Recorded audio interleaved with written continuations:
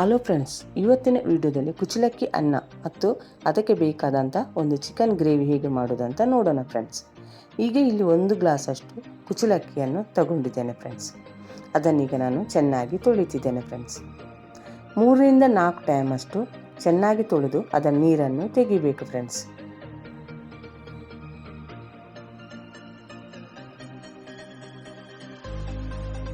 ಈಗ ಚೆನ್ನಾಗಿ ತೊಳೆದಾದ್ಮೇಲೆ ಅದನ್ನು ಒಂದು ಕುಕ್ಕರ್ಗೆ ಹಾಕ್ಕೊತಿದ್ದೇನೆ ಫ್ರೆಂಡ್ಸ್. 1 ಲೋಟ ಅಕ್ಕಿಗೆ 6 ಗ್ಲಾಸಷ್ಟು ನೀರನ್ನು ಸೇರಿಸ್ಕೊಂಡಿದ್ದೇನೆ ಫ್ರೆಂಡ್ಸ್.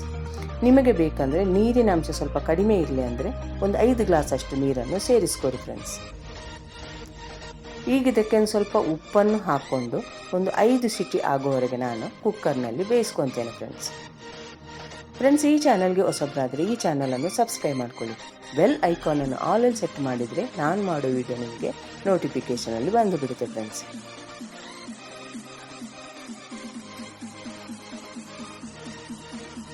ಈ ಕುಚ್ಚಲಕ್ಕಿ ಈ ಬೇಸಿಗೆಗಾಲದಲ್ಲಿ ತುಂಬ ತಂಪಾಗಿರುವುದರಿಂದ ಇದರ ಬಗ್ಗೆ ನಿಮಗೆ ಮಾಹಿತಿಯನ್ನು ನೀಡ್ತಿದ್ದೇನೆ ಫ್ರೆಂಡ್ಸ್. ಈಗ 5 ಸಿಟಿ ಆದಮೇಲೆ ಈ ರೀತಿ ಅನ್ನ ರೆಡಿಯಾಗಿದೆ ಫ್ರೆಂಡ್ಸ್. ನೀವು ವಿಡಿಯೋದಲ್ಲಿ ನೋಡ್ತಿರ್ಬೋದು, ಬೆಂದು ಚೆನ್ನಾಗಿ ಕುಚ್ಚಲಕ್ಕಿ ಅನ್ನ ರೆಡಿಯಾಗಿದೆ ಫ್ರೆಂಡ್ಸ್. ಈಗ ಅದಕ್ಕೆ ಬೇಕಾದಂಥ ಒಂದು ಚಿಕನ್ ಸುಕ್ಕವನ್ನು ಮಾಡೋಣ. ಇಲ್ಲೊಂದು 10ರಿಂದ 12 ಬ್ಯಾಡಗಿ ಮೆಣಸಿನ್ಕಾಯನ್ನು ತಗೊಂಡು ಅದನ್ನು ಎಣ್ಣೆಯಲ್ಲಿ ಚೆನ್ನಾಗಿ ಫ್ರೈ ಮಾಡ್ಕೊತಿದ್ದೇನೆ ಫ್ರೆಂಡ್ಸ್. ಎಣ್ಣೆಯಲ್ಲಿ ಚೆನ್ನಾಗಿ ಬಾಡಿಸ್ಕೊಂಡ್ಮೇಲೆ ಅದಕ್ಕೆ ಒಂದು 3 ಚಮಚದಷ್ಟು ಅವಿಜವನ್ನು ಹಾಕ್ಕೊತಿದ್ದೇನೆ.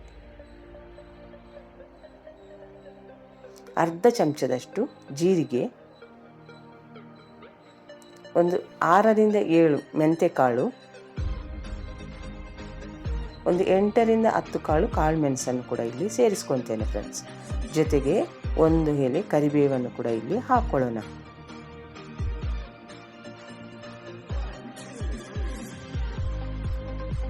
ಇದೆಲ್ಲವೂ ಘಮ ಬರುವವರೆಗೆ ಎಣ್ಣೆಯಲ್ಲಿ ಚೆನ್ನಾಗಿ ಬಾಡಿಸ್ಕೋಬೇಕು ಫ್ರೆಂಡ್ಸ್.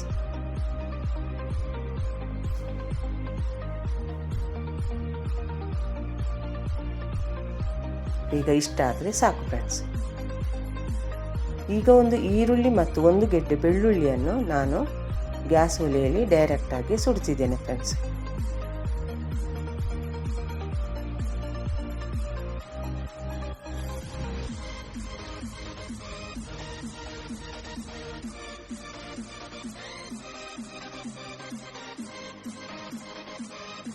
ಈಗ ಇದನ್ನೆಲ್ಲ ಮಿಕ್ಸಿ ಜಾರ್ನಲ್ಲಿ ಹಾಕಿ ರುಬ್ಕೊಳ್ಳೋಣ ಫ್ರೆಂಡ್ಸ್.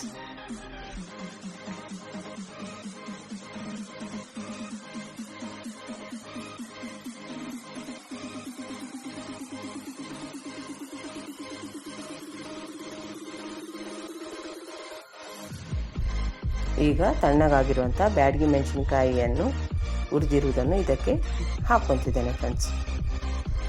ಈಗ ಒಂದು ಅರ್ಧ ಹೋಳು ತೆಂಗಿನಕಾಯಿಯನ್ನು ತಗೊಂಡು ಅದನ್ನು ಕೂಡ ನಾನು ಒಂದು ಪಾತ್ರೆಯಲ್ಲಿ ಸ್ವಲ್ಪ ಬಾಡಿಸ್ಕೊತಿದ್ದೇನೆ ಫ್ರೆಂಡ್ಸ್. ಅದಕ್ಕೆ ಒಂದು ಸ್ವಲ್ಪ ಅರಿಶಿಣವನ್ನು ಕೂಡ ಹಾಕ್ಕೋಬೇಕು. ತೆಂಗಿನಕಾಯಿಯ ಹಸಿ ವಾಸನೆ ಹೋಗುವವರೆಗೆ ಅದನ್ನು ಬಾಡಿಸ್ಕೊಳ್ಳೋಣ ಫ್ರೆಂಡ್ಸ್.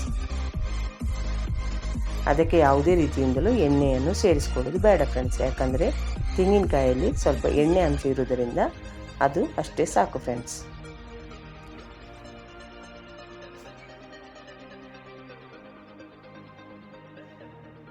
ಇದೊಂದು 2 ಸೆಕೆಂಡಷ್ಟು ಬಾಡಿಸಿದರೆ ಸಾಕು ಫ್ರೆಂಡ್ಸ್.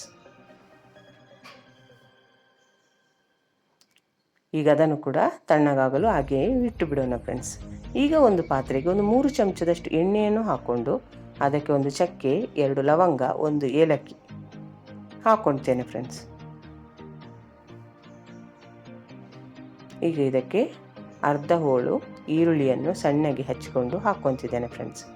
ಅದನ್ನು ಹಾಕ್ಕೊಂಡ್ಮೇಲೆ ಎಣ್ಣೆಯಲ್ಲಿ ಒಂದ್ಸಲ ಚೆನ್ನಾಗಿ ಬಾಡಿಸ್ಕೊಳ್ಳೋಣ. ಎಣ್ಣೆಯಲ್ಲಿ ಚೆನ್ನಾಗಿ ಬಾಡಿಸ್ಕೊಂಡ್ಮೇಲೆ ನಾನು ತಗೊಂಡಿರುವಂತಹ ಚಿಕನನ್ನು ಈಗ ಅದಕ್ಕೆ ಹಾಕ್ಕೊತೇನೆ ಫ್ರೆಂಡ್ಸ್. ನಾನಿಲ್ಲಿ 1 kg ಚಿಕನ್ಗೆ ಈ ಮಸಾಲವನ್ನು ರೆಡಿ ಮಾಡ್ಕೊತಿದ್ದೇನೆ ಫ್ರೆಂಡ್ಸ್.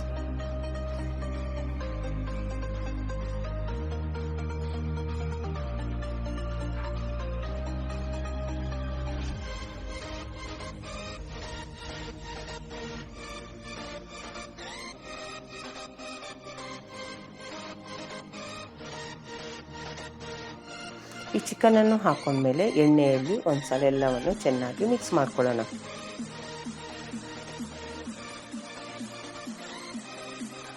ಎಣ್ಣೆಯಲ್ಲಿ ಚೆನ್ನಾಗಿ ಮಿಕ್ಸ್ ಆದಮೇಲೆ ಇದಕ್ಕೆ 1 ಚಮಚದಷ್ಟು ಅರಿಶಿನ ಮತ್ತು ಸ್ವಲ್ಪ ಉಪ್ಪನ್ನು ಕೂಡ ಹಾಕ್ಕೋಬೇಕು ಫ್ರೆಂಡ್ಸ್.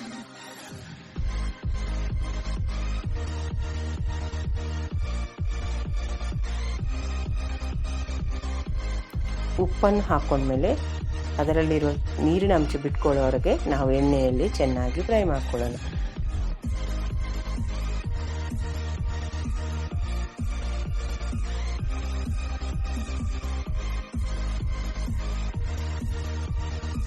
ಅದಕ್ಕೊಂದೆಸಳು ಕರಿಬೇವನ್ನು ಕೂಡ ನಾನಿಲ್ಲಿ ಹಾಕ್ಕೊಂಡಿದ್ದೇನೆ ಫ್ರೆಂಡ್ಸ್.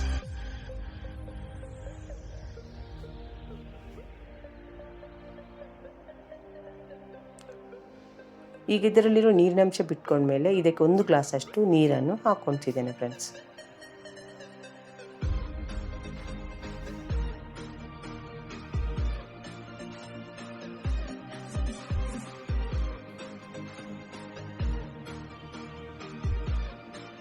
ನೀರನ್ನು ಹಾಕೊಂಡ್ಮೇಲೆ ಮುಚ್ಚಳ ಮುಚ್ಚಿ ಒಂದು 15 ನಿಮಿಷ ಇದನ್ನು ಬೇಯಿಸ್ಕೊಳ್ಳೋಣ ಫ್ರೆಂಡ್ಸ್.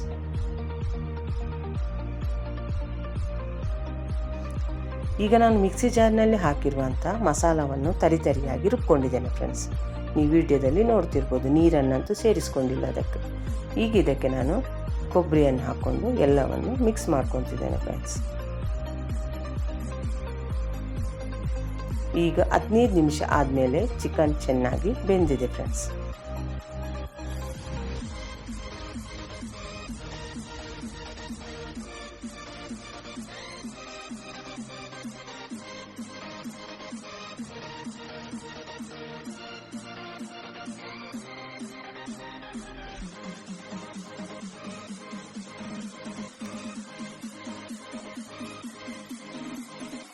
ಇದರಲ್ಲಿರುವ ನೀರನ್ನು ತೆಗೆಯುವುದು ಬೇಡ ಫ್ರೆಂಡ್ಸ್. ಇದಕ್ಕೇ ನಾವು ಮಸಾಲವನ್ನು ಸೇರಿಸ್ಕೊಳ್ಳೋಣ.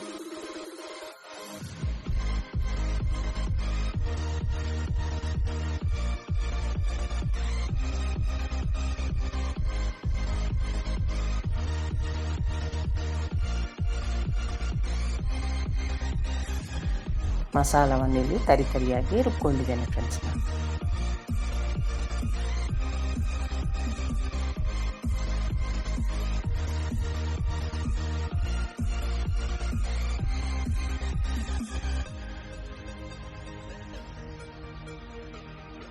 ಈಗ ಇದಕ್ಕೊಂದು ಸ್ವಲ್ಪ ನೀರನ್ನು 1/4 ಕಪ್ಪಷ್ಟು ಸೇರಿಸ್ಕೊಳ್ಳೋಣ.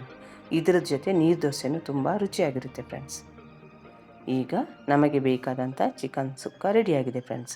ಇಲ್ಲೇನಾದರೂ ಉಪ್ಪು ಕಡಿಮೆ ಅನಿಸಿದರೆ ನಾವು ಉಪ್ಪನ್ನು ಸೇರಿಸ್ಕೊಳ್ಳೋಣ. ಈಗ 1-2 ನಿಮಿಷ ಹಾಗೆ ಕುದಿಯಲು ಬಿಡೋಣ ಫ್ರೆಂಡ್ಸ್. ಈಗ ಇದನ್ನು ನಾನು ಬಾಯ್ಲ್ಡ್ ರೈಸ್ ಜೊತೆ ಸರ್ವ್ ಮಾಡ್ತಿದ್ದೇನೆ ಫ್ರೆಂಡ್ಸ್.